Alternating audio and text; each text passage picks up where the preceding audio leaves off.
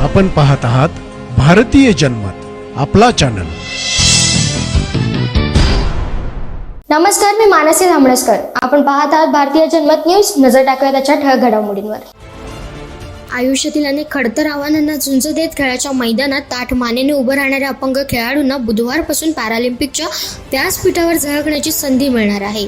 यंदा पॅरिस येथे होणाऱ्या स्पर्धेसाठी भारतीय पथकात सर्वाधिक 84 खेळाडूंचा समावेश असून त्यांनी विक्रमी कामगिरीचे उद्दिष्ट बाळगले आहे। 3 वर्षापूर्वी टोकियोत 24व्या स्थानावर राहिलेल्या भारताने 5 सुवर्ण पदकांसह 19 पदके जिंकली होती। पॅरालिम्पिकच्या इतिहासातली ही भारताची सर्वोत्तम कामगिरी ठरली होती। आता पॅरिसमध्ये तरुणाई आणि अनुभवाचे उत्तम मिश्रण असणारा भारतीय संघ विविध स्पर्धा प्रकारात अतुलनीय कामगिरी करून 25हून अधिक पदके जिंकण्याचे ध्येय बाळगून आहे।